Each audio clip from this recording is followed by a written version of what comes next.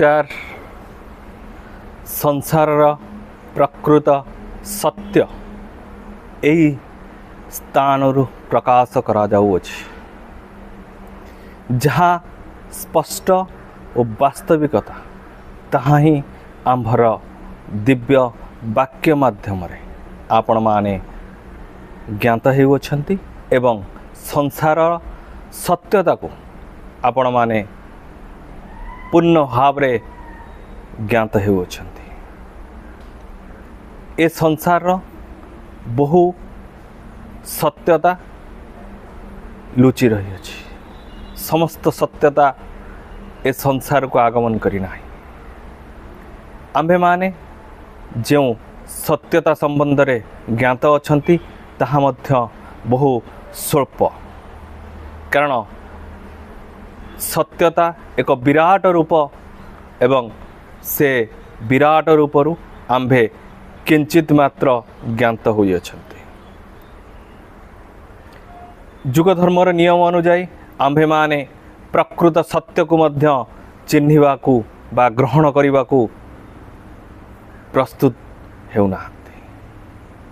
आम्भे प्रकृत रे जो सत्यमान रही अछि ताकू आविष्कार करिबा बा खोजिबा को मध्य प्रयत्न हेउना, जद्वारा कि आम्भे माने प्रकृत सत्य थारू बहु दूर को चली जाउछंती। तेणु वर्तमान से समय उपनीत आम्भे माने प्रकृत सत्य को चिन्हि एवं प्रकृत सत्यर पथरे आम्भे माने कार्य करिवार। तेणु आम्भे माने जो वाक्य प्रकाश करुअछु ताहा पूर्ण सत्य भाव रे ए संसार रे परिगणित हेबाकु जाउछि, कारण यहाँ ही स्पष्टता आउ यहाँ ही दिव्यता आम्भर जो वाक्य आपणଙ୍କ निकट रे प्रकाश करा जाउछि से वाक्य शून्य शून्य महाशून्य रु प्रकृत रे आगमन करी एक दिव्यतार धारा रे आपण मानक सम्मुख रे आम्भ द्वारा रखा जाउछि।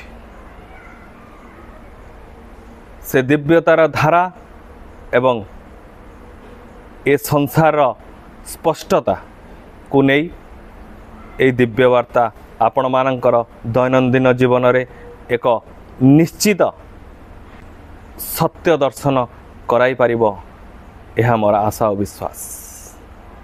चलंतु आज आम्भे एक पवित्र दिवस रे आज एक दिव्यतार वार्ता आम्भे ज्ञात हेबा।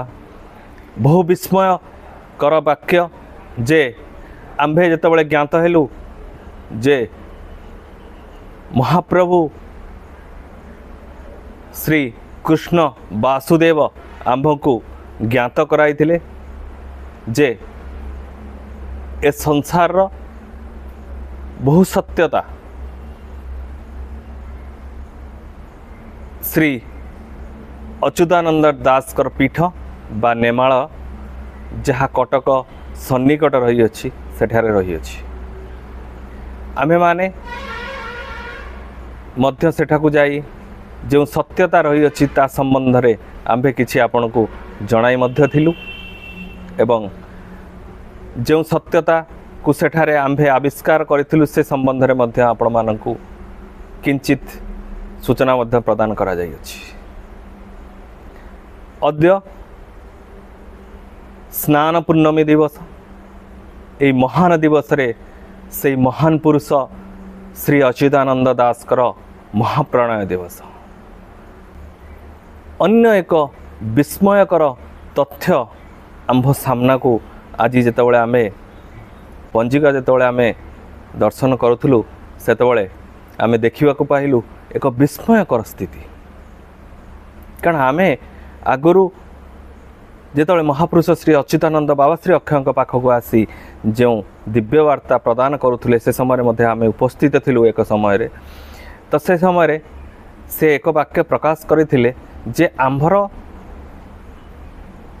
ई जो कलिजुग चली ए समय रे आम्भर केउ जन्म होइछि एवं पूर्ववर्ती जन्म कौन थिला से संबंध रे जो दिव्य वार्ता से देइथिले से दिव्य वार्तारे तांकर जो पूर्वजन्म संबंध से ज्ञात कराइथिले आम्भे आज विस्मय हेलु जे से पूर्वजन्मर आज जन्म दिवस मध्य।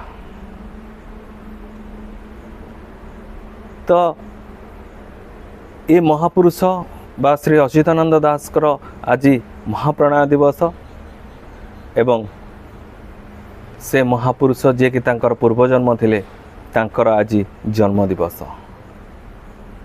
तो जन्म और मृत्यु दिवस एक देखी आमे मध्य विस्मय हेलु। तेणु आम्भे वास्तविकता को लक्ष्य करी तांकर प्रदान करिथिबा वाक्य को आम्भे पूर्ण भाव रे सत्य भाव रे ग्रहण करूछु। कारण आम्भे बहु परीक्षा ए संसार रे करियछु जे प्रकृत सत्य कौन से समस्त सत्य को आम्भे लक्ष्य कले वर्तमान आमे पूर्ण भाव रे ज्ञात हेइ अछु जे प्रकृत सत्य जहाँ आमे उत्थापन करूछु ए समाज रे ए संसार रे कौन सी स्थान रे एभली सत्य आपण प्राप्ति होई परिबे ना। जेहेतु से शून्य वाणी माध्यम आम्भको समस्त स्थिति संबंध में ज्ञात कराइथिले से एक वाक्य मध्य प्रकाश करी अछंती जे आम्भर प्रकृत मालिका अद्यावधि लुक्कायित होई रही अछि जहाँकि बाह्य हेबा बहु कष्टसाध्य स्थान।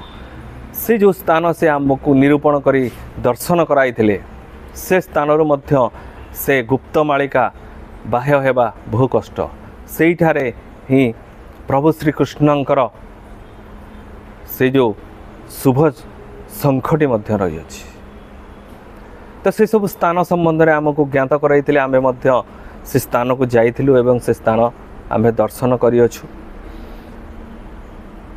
तेणु बहुत किछि लोकायत तथ्य आम्भको से जणाई अछंती बा से महापुरुष श्री अच्युतानंद दास आम्भको ज्ञात कराइथिले से संबंध में आमे मध्य पूर्ण भाव में ज्ञात होइथिलु। काहीकि महापुरुष अच्युतानंद दास पंचसखांक मध्य केवल जणे थिले जे कि पूर्ण भाव में पृथ्वी बा ये विश्वर ध्वंसलीला संबंध में ज्ञात होइथिले। काहीकि महाप्रभु श्री कृष्ण तांको ज्ञात कराइथिले कारण जेतबेले आमे जानिबा को चाहिलु बा जिज्ञासा कलु से संबंध में मध्य से आमको विस्तृत भाव में जनइथिले। संक्षेप रे आमे जानिबा को चाहिए संक्षेप रे एक वाक्य आमे प्रकाश करिवु एक वाक्य रे जे जेहेतु प्रभु श्री कृष्ण महापुरुष श्री अच्युतानंद दास को बहुत भल पाउथिले कारण अच्युतानंद दास तांकर बहु प्रिय भक्त थिले। अच्युतानंद दास प्रकृत रे श्रीकृष्णंकर सर्वश्रेष्ठ भक्त भाव में कहले अत्युक्ति हो नाही। से कृष्ण अंशी भाव में बहु ध्यान तपस्या करी से सत्य को ज्ञात होइथिले। नेमाळर से जो स्थान जोठारे से सत्य को ज्ञात होउथिले से संबंध में मध्य आम्बे आपण को पूर्वरु देखैथिलु। से स्थान रे से ध्यानमग्न होई प्रभु श्री कृष्णंकर सत्य बाणी बा दिव्य बाणी से श्रवण करुथिले बा ज्ञात हेउथिले एवं तांकर मालिका से रचना करथिले। जेहेतु कलिजुगर समापन समय रे तांकर कार्य रहितिला बा महापुरुष श्री अच्युतानंद दास रूपांतरित रूप रे एई कलिजुगरे आगमन करी जुगध्वंस लीला रे मुख्य भाव में अंशग्रहण करिवार रहितिला एवं तांको द्वारा एक विराट कार्य साधन हबार रहितिला। तेणु से जुगध्वंस लीलार प्रकृत स्थिति संबंध में ज्ञात होइतिले। ए होची पूर्ण भाव में एक संयोग जेहेतु जड़े कार्य करिवार रही थाए जदि जड़े कार्य करिवार रही थाए से कार्य संबंध में तांको पूर्वरु ज्ञात कराइबा को पड़े। कारण आमे जदि गोटे कार्य करने को जाऊँ आमे जदि ज्ञात ना से कार्यटी कौन तेज आम केमी काम करवा।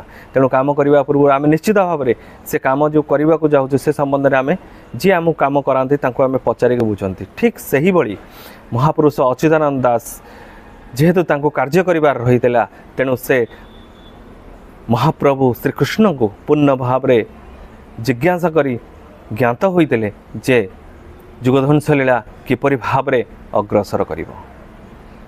सेही ବାକ୍ୟ को से मालिका ग्रंथ भाव रचना करथिले। पंचसखा उत्कल प्रदेश नुह ए संसार एक महान आत्मा तांकर लिपिबद्ध वाक्य सिद्ध वाक्य। तेणु तांको पीठ को जाई जो माने भी सिद्धि हेबाकू बा सिद्धि करने को चाहिए से माने सिद्धि प्राप्त होती कारण से स्थानर महत्व बही रही। आमे माने दिव्यतार स्थान को जदि गमन करवा दिव्यतार स्पर्श आम्भे माने निश्चित भाव में किंचित प्राप्ति हेबा। तेणु आमर निजर दिव्यतार स्थिति को उज्जीवित करि पारिले से दिव्यतार स्थान रे निजर दिव्यतार स्थिति को उज्जीवित करि पारिले आमे माने प्रकृत सत्यता को सेठी ज्ञात होई परिबा।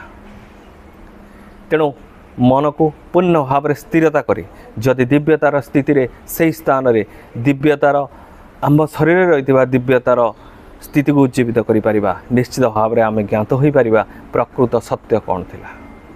आम्भे प्रकृत सत्य और वास्तविकता को खोजु नाहंती कहीं ना आम पाखे समय ना समय तो बहुत अच्छी आम मनोरंजन पर समय अच्छी आम पाखे मन को भूलेला भली कार्य करने निमंते आम पाखे समय अच्छी किंतु प्रकृत सत्य को खोजा निमंते आमे माने कहीं प्रयत्न करूना।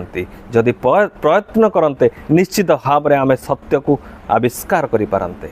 ए संसार रे सत्य लुचि करी रही अछि सत्य एठी ही अछि। तेणु सत्य को केवल आमे माने खोजिबा को पड़िबो। ए विराट स्थिति को आपण माने ज्ञात हुअन्तु एवं प्रकृत सत्य और वास्तविकता रे कार्य करने को आरंभ करंतु। तेणु यही कार्य करिपारिले आपण मानकर मंगल साधन होई परिबो। एति कहि रहउची। नमस्कार।